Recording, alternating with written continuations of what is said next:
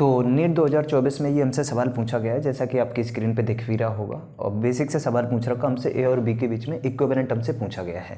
तो हम circuit diagram बना लेते हैं। कुछ इस तरीके से हमें बोल रखा है कि ये मान लीजिए हमारे पास एक कैपेसिटर है 2 माइक्रोफेरेड का, एक दूसरा कैपेसिटर हमारे पास ये रहा 2 माइक्रोफेरेड का, और तीसरा कैपेसिटर हमारे पास 2 माइक्रोफेरेड का ये रहा। कुछ इस तरीके का हमें अरेंजमेंट दे रखा है ये, ठीक है। और यहाँ पे भी हमें एक 2 माइक्रोफेरेड का कैपेसिटर लगा रखा है। ये भी हमारा 2 माइक्रोफेरेड, ये हमारा 2 माइक्रोफेरेड, ये 2 माइक्रोफेरेड। सारे कैपेसिटर हमारे आइडेंटिकल हैं, मतलब 2 माइक्रोफेरेड के ही हैं। ये भी भैया हमारा कितना है 2 माइक्रोफेरेड। और ये हमसे बोल रखा है कि ये हमारा बी है और ये हमारा रहा ए।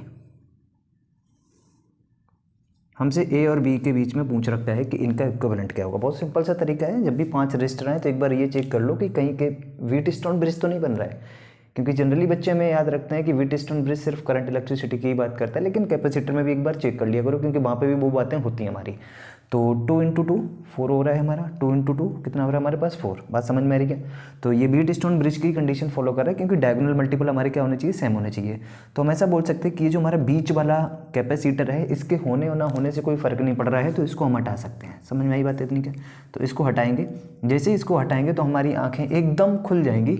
हमें पता है कि ये दोनों जो कैपेसिटर हैं ये हमारे किस में आ जाएंगे, सीरीज में। अगर ये दोनों कैपेसिटर हमारे सीरीज में हैं, इनके इक्विवेलेंट की मैं बात करूं, इनसे मिलके हमारा जो एक कैपेसिटर बनेगा, उस कैपेसिटर का जो हमारा इक्विवेलेंट निकल के आ जाएगा, उसको मैं क्या लिख सकता हूं बोलो तो? 2 कैपेसिटर अगर हमारे सीरीज में हो तो उसको मैं क्या, सीधा फॉर्मूला याद रखा है हमने, C1C2/C1 + C2।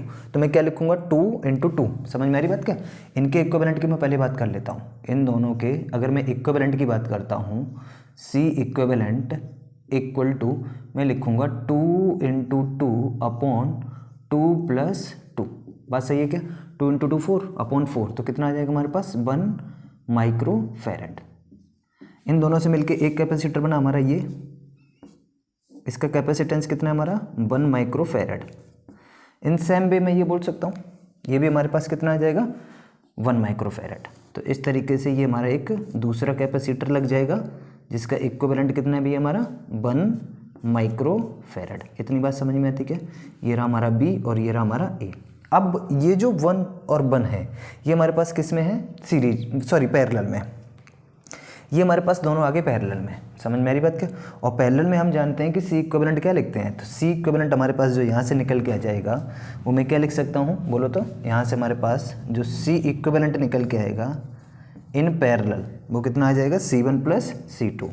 तो C1 + C2 which is equal to 1 + 1 कितना हो जाएगा हमारे पास 2 माइक्रोफेरेड। तो ये हमारे पास आंसर निकल के आ जाएगा इस क्वेश्चन का, ये हमारा इस क्वेश्चन का आंसर हो जाएगा। ठीक है, थैंक यू सो मच।